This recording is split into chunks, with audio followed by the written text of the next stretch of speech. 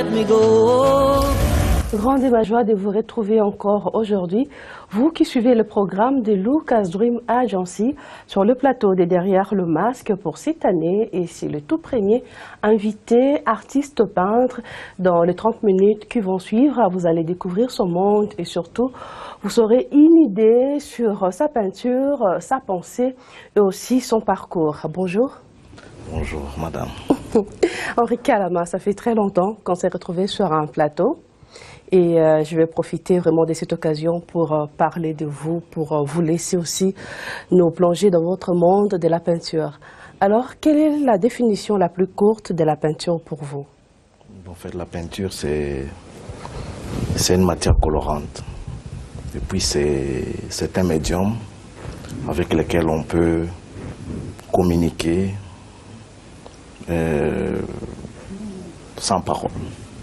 Donc, faire transmettre ses sentiments à travers la couleur comme matière, comme médium, parce que chaque couleur a une différente sonorité et a une dose de vibration différente.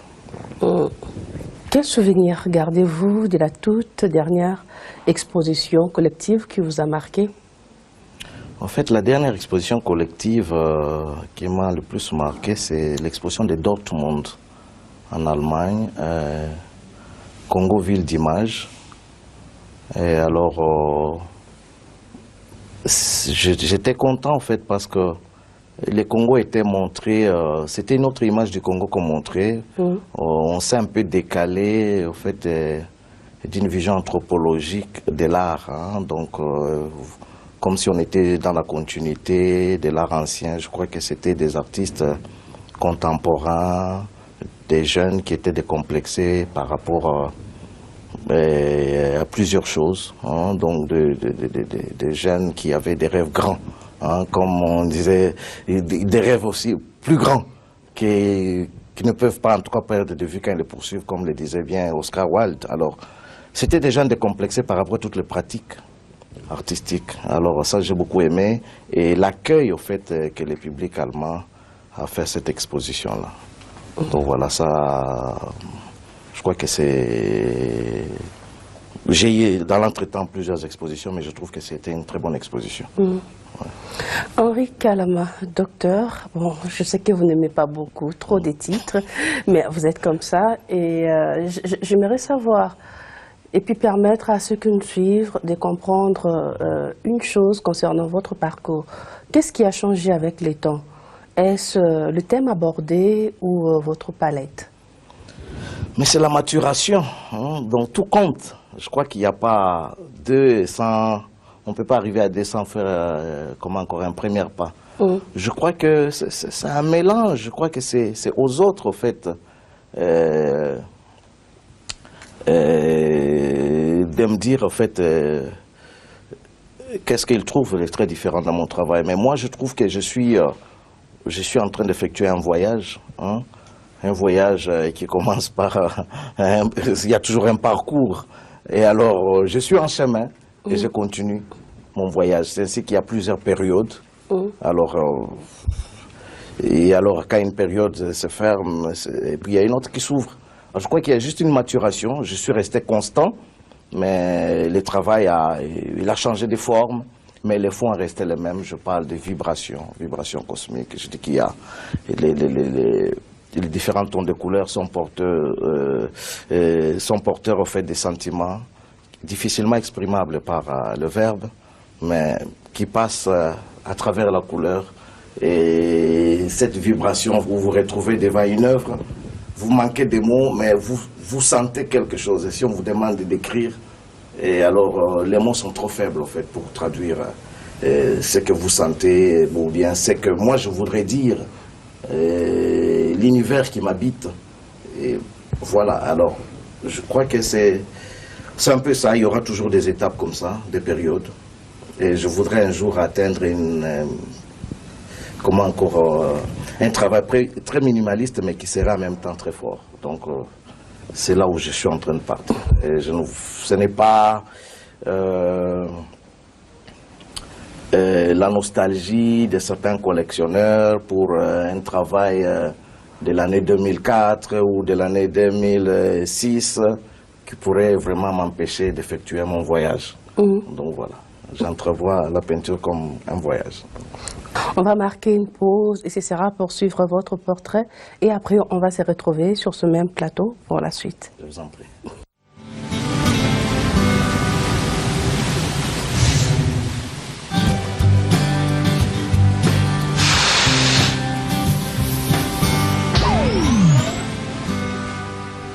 Kalama Akoulouès Henri est né à Sampoué le 23 mars d'une certaine année. Fils de M. Henri Wilmori Kalama Kikaya et de Mme Rose Banza Kaloumé, Henri est deuxième d'une famille de 9 enfants, dont 6 garçons et 3 filles. Originaire de la province de Katanga, cet artiste est marié à Mme Irène Kalama avec qui il a 2 enfants. Il a fait ses études humanitaires artistiques à l'Institut de Beaux-Arts de Lubumbashi et ses études supérieures à l'Académie des Beaux-Arts de Kinshasa où il sera retenu comme professeur assistant. En 2006, Henri va organiser un séminaire d'atelier et cours avec les enfants, visite des écoles maternelles en Autriche et en Belgique. 4 années plus tard, l'artiste sera le résident et professeur assistant à l'Académie d'été des Libramont en Belgique et va participer à l'atelier Triangle Art Association à New York.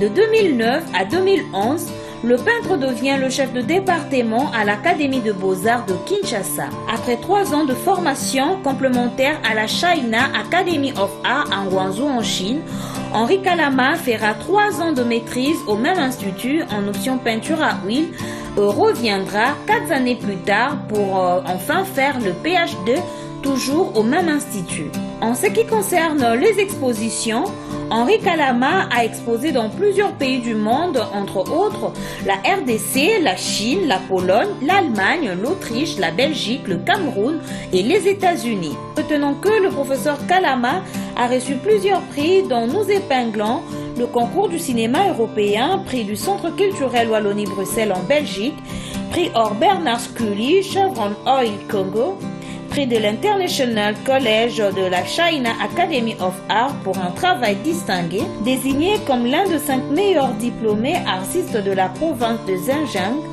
pour ne citer que cela. Voilà, de retour sur ce plateau de Derrière le masque et nous poursuivons avec vous, Henri Kalama, artiste peintre. J'aimerais savoir, c'est quoi la différence entre un artiste musicien et un artiste plasticien? Donc un artiste est un artiste au départ. Alors oui. Vers la fin, alors on choisit maintenant les domaines d'expression. Alors je crois que nous sommes tous saisis par des sentiments, nous sommes tous saisis par des visions, des plongées que nous visualisons. Alors l'autre, il traduit ces rêves-là, il traduit ses sensations, les plongées qu'il a. L'autre choisit la musique, ou au fait choisit de l'exprimer par la musique, donc en chantant ou en utilisant un instrument, en grattant sur un instrument comme la guitare ou en jouant le piano. Et un artiste plasticien, il est soit peintre, soit sculpteur, soit céramiste, soit juste, comment est-ce que je pourrais dire, un métallier. Je crois que nous sommes tous pas des vendeurs de rêves, oui, je dirais des vendeurs de rêves, mais pas des vendeurs d'illusions. Hein, donc, nous nous efforçons au fait à rendre cette vie meilleure. Mais je crois que c'est juste les choix de médium qui est différent. L'autre choisit la musique et nous choisissons la matière, comme la peinture comme matière, ou la pierre, ou le bronze, et j'en passe. Et c'est facile d'être un artiste plasticien en République démocratique du Congo?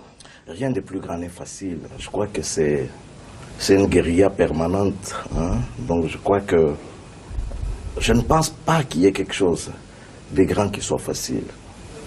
Je crois que c'est une quête permanente. C'est jalonné de doutes des fois. Non seulement que dehors, les conditions des fois ne sont pas favorables. Des fois, soi-même déjà, on traverse les moments de doute. Hein, on se dit, est-ce que l'inspiration m'a déserté ou quoi? Jusqu'à ce qu'on traverse encore, on rencontre encore une bonne période. Mais je suis très optimiste parce que je vis de ça et je ne suis pas commerçant, je ne suis pas diamantaire. Donc voilà. En parlant des doutes, d'où puisez-vous cette forte inspiration? Mais en fait, je le prends dans la nature, dans le cosmos. Je crois que c'est là où tous nous tirons. Donc il y a ce qu'on appelle l'âme du monde, tout le monde puise. Alors je me dis, ma crainte c'est que l'inspiration m'est déserte. Alors quand elle est déserte, ça veut dire que tu n'es plus connecté. Donc voilà, je crois que et le maître de l'univers, c'est voilà, c'est l'être suprême, c'est Dieu. Donc voilà, c'est lui qui inspire. Il y a des artistes qui ont accepté. De la nature. Voilà. Il y a des artistes qui ont accepté de nous parler de vous, Henri Kalama. Je vous laisse suivre leur témoignage et on va se retrouver pour la suite.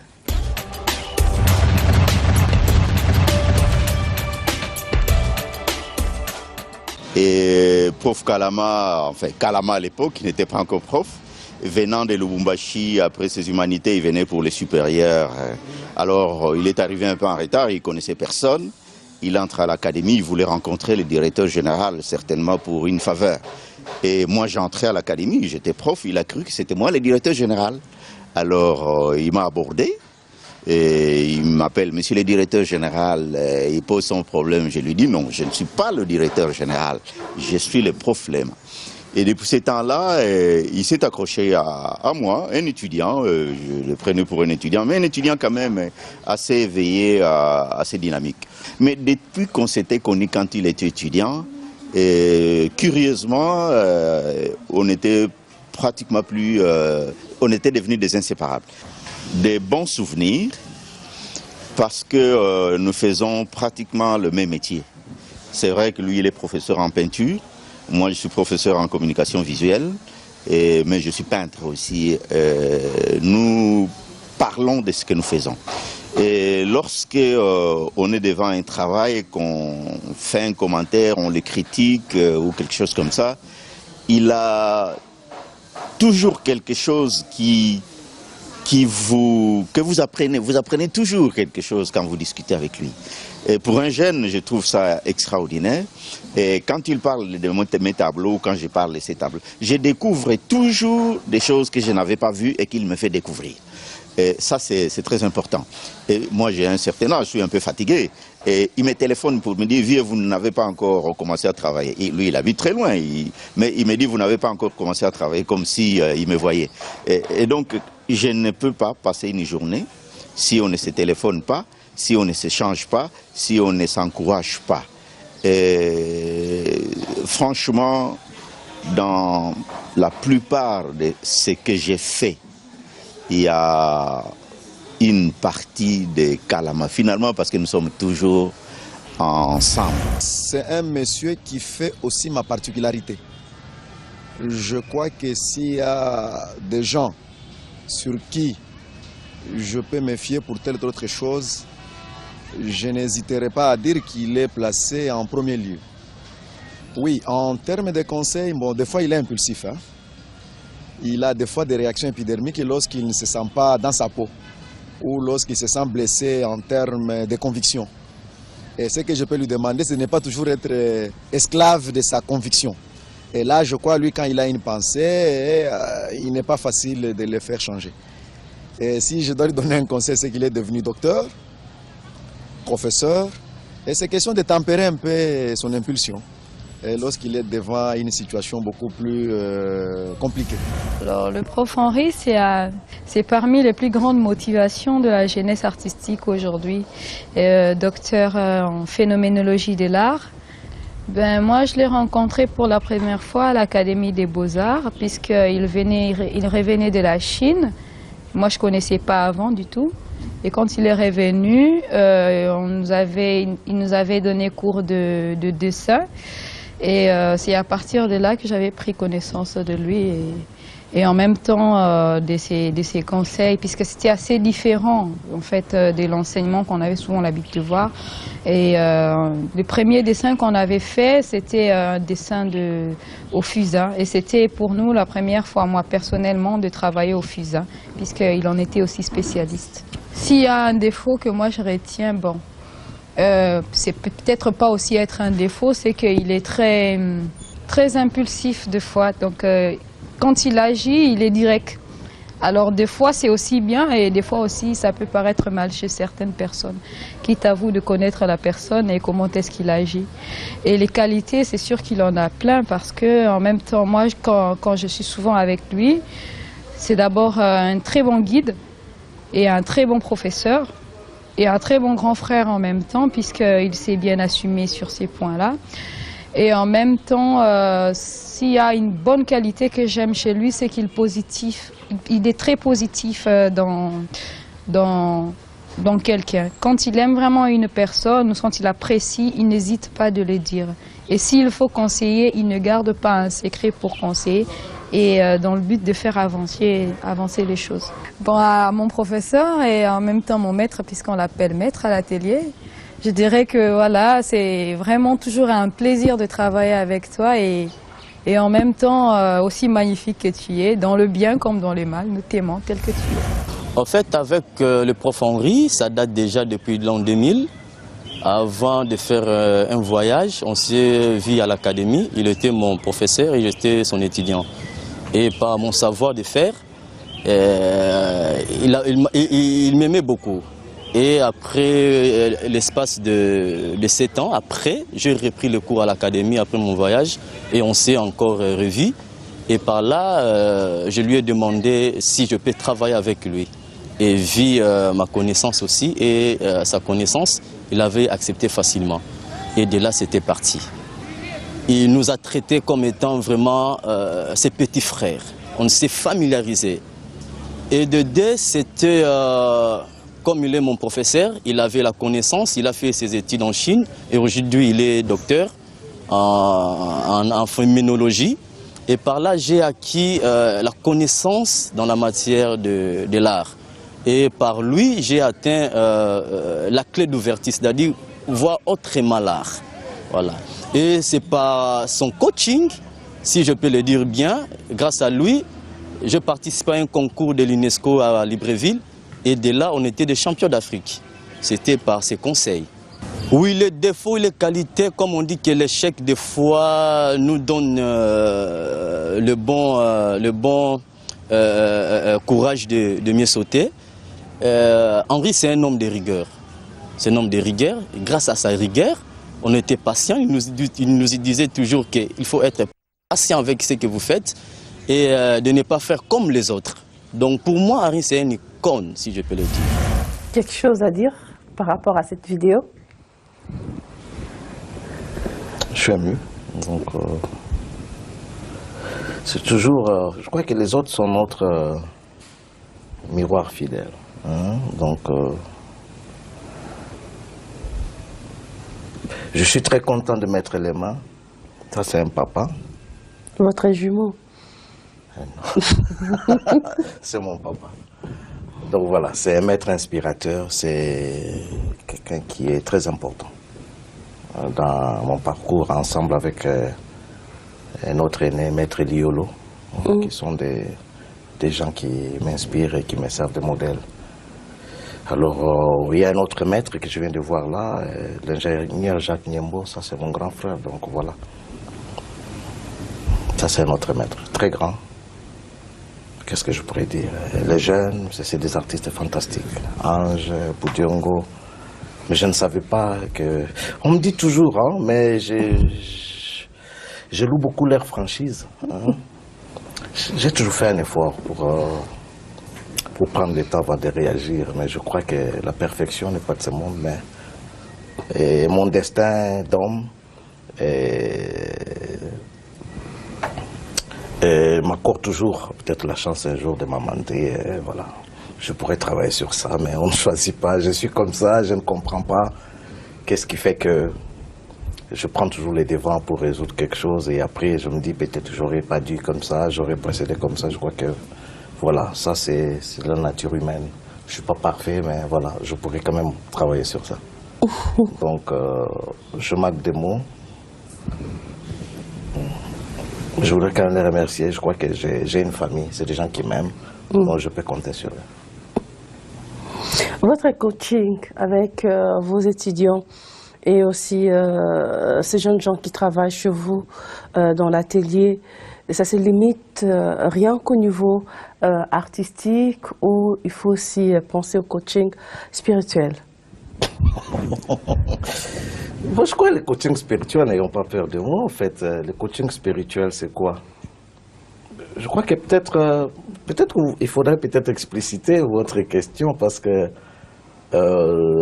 Tout se joue au niveau artistique ou il y a aussi des conseils qui peuvent les aider à mieux puiser, je ne sais pas, dans l'esprit de maître ou...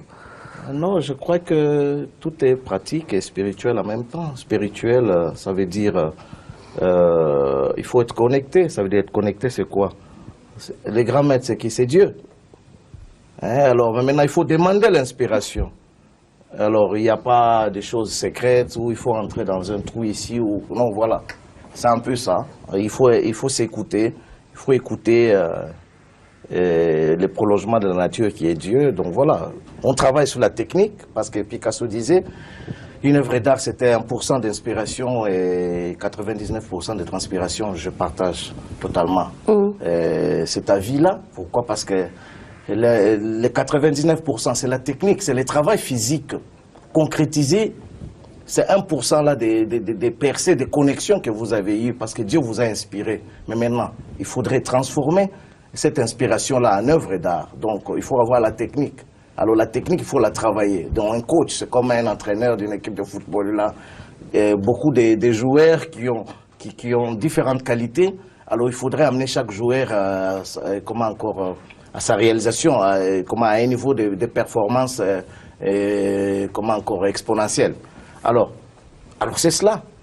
Alors maintenant, déjà pour avoir l'inspiration, ça veut dire que si on est bête, ça veut dire que voilà, ça ne va pas venir. Si on est distrait, et alors on ne sait pas visualiser, ou bien on rêve des œuvres d'art. Parce que nous en avons tous rêvé, hein, d'autres qui ne verront jamais le jour. Pourquoi? Parce qu'on n'a pas été, ou bien peut-être à l'époque, on n'avait pas la pratique, ou bien on était distrait, alors maintenant, ils se connectent, ils ont une inspiration, maintenant il faudrait transformer cette inspiration en œuvre d'art, il faut avoir la pratique. Donc il n'y a rien de, je ne sais pas, voilà, il faut être initié. Alors initié, c'est pas quelque chose dans la compréhension. C'est purement artistique. Des Quinois qui voudraient bien stigmatiser les gens, hein. L'initiation dans la parole de Dieu, l'initiation dans tout. C'est des gens qui connaissent les secrets. Même toi, voilà, même vous, je crois que vous êtes initié quelque part. Donc voilà, vous comprenez comment les rouages de ces métiers, vous connaissez les coins et les recoins. Oui. C'est parce qu'il y a des gens qui vous ont accompagné. Alors cette initiation-là, quand on parle d'initiation, c'est parce qu'il y a des secrets aussi. Alors ces secrets-là, si tout le monde connaissait ça, tout le monde serait, on dit, successful. Alors il y a des gens qui sont très distraits, qui ne comprennent pas qu'il faut travailler. Donc, quand un initié sait qu'il faut travailler, il n'y a rien pour rien. Alors, il y a beaucoup de choses. Alors, maintenant, peut-être je suis en train de choquer des gens, je parle des mots, peut-être que les gens ont tendance à stigmatiser. Bon, voilà, moi, je n'ai pas peur de mots, mais je crois qu'un initié, ce n'est pas dans la compréhension quinoise, au fait.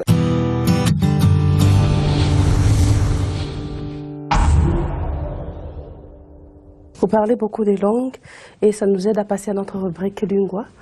Vous allez ouvrir et puis nous lire, espérant que vous allez arriver à nous dire ce que vous allez trouver comme proverbe ou citation. Non. Nkisi, usi, ukaluka wa utata wa bizila. Alors, je crois que c'est les Swahili Bora. Sûr? Usi, ukaluka, wa utata, wa bizila. Alors, si c'est les Swahili Bora, je vais devoir vous décevoir là-dessus parce que les Swahili qui se parlent à Lubumbashi, c'est un Swahili qui est teinté de beaucoup plus de langues locales. Donc, alors, mais maintenant, parce que qu'est-ce qui me dit que ça doit être le Swahili Bora? Parce que je vois Ukaluka, c'est volé. Hein? Et Bizila, ça doit être le Bikila. Je ne sais pas comment est-ce qu'on dit ça. Vous y arrivez, même si ce n'est pas en Swahili Bora. Mais vous y arrivez quand même. C'est en Yaka. Ce que vous venez de lire signifie que c'est lui qui entre en transe, donc on peut dire aussi voler dans l'au-delà, par une force impose aussi des interdits. Donc Bikila. Les interdits Bikila. Bravo alors. C'est un alors. Swahili Bora? Non, Yaka. C'est un Yaka? Oui. Mais comment se fait-il qu'il y a des mots en Swahili? C'est à vous de me dire. Parce que Ukaluka, voilà, si ça volait, si ça s'envolait. Oui, on peut dire aussi entrer en transe. Oui. Ok, alors nous sommes un peuple riche. Qu'est-ce que signifie Akoulez? Akoulez, c'est une déformation de Leza. Leza qui veut dire Dieu. Donc, mon nom complet, Kalama, c'était, voilà, c'est peut-être pour la première fois que beaucoup de gens vont entendre ça. Mon nom, c'était un berger qui vient de Dieu.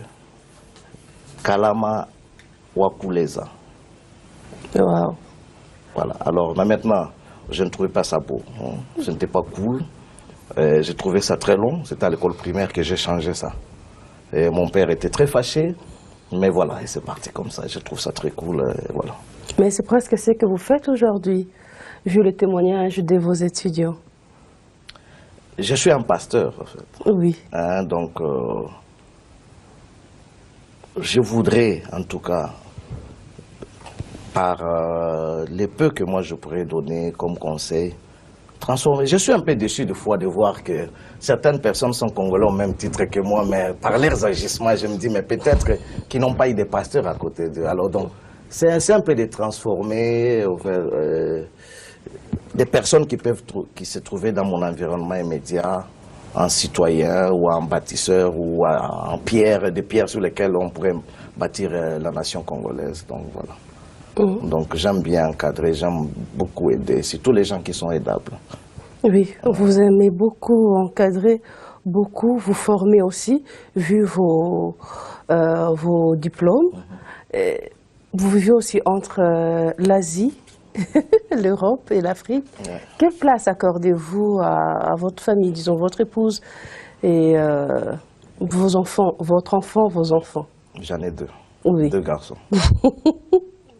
Des enfants magnifiques et une femme merveilleuse. Alors je crois que je ne sais pas comment ça se passait, quelle est la motivation que j'avais avant de vivre, mais maintenant je crois que je vis pour ces gens-là, pour ma famille, pour mes enfants et puis pour ma femme. Donc je comprends qu'il y a une inversion. Avant la motivation, je ne sais plus vraiment répartir qu'est-ce qui me motivait beaucoup plus à rester en vie, à travailler. Je crois que je voudrais rester en vie le plus longtemps possible pour m'occuper de mes champions.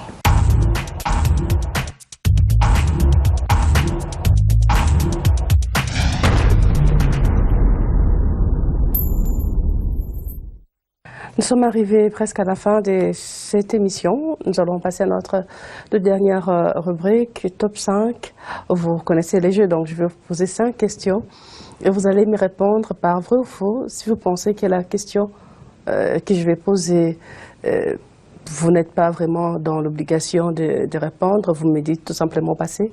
Et je vais prendre la question qui va suivre. On peut? Vrai ou faux, Henri Kalama Akoulez s'exprime mieux en mandarin qu'en lingala?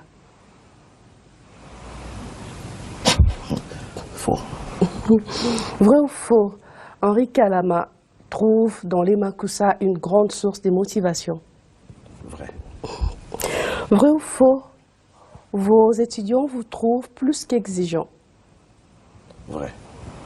Vrai ou faux, il faut être homosexuel dans les arts plastiques pour avoir plus de sponsors? C'est faux. C'est juste un petit groupuscule de gens. Vrai ou faux, on trouve plus les œuvres de Henri Kalama en Chine qu'en République démocratique du Congo? C'est faux. Un grand merci à vous, Prof Henri, artiste Henri, docteur Henri, d'avoir accepté notre invitation parce que c'est très difficile de vous avoir. Vous ne vous laissez pas souvent aborder par la presse. Quand même, c'était de l'honneur pour nous de vous recevoir sur ce plateau. Quelque chose à ajouter avant de conclure l'émission? Déjà, c'est moi qui vous remercie. Est-ce que j'ai ajouté? Non. Merci. Ok. Espérons que nous aurons notre invitation pour la prochaine exposition l'année prochaine. À vous, merci de nous avoir suivis. Moi, je vous retrouve la semaine prochaine sur ce même plateau et ce sera avec un autre invité toujours dans cette émission ou ce programme Derrière le masque. Au revoir. Someday, with a rather come a day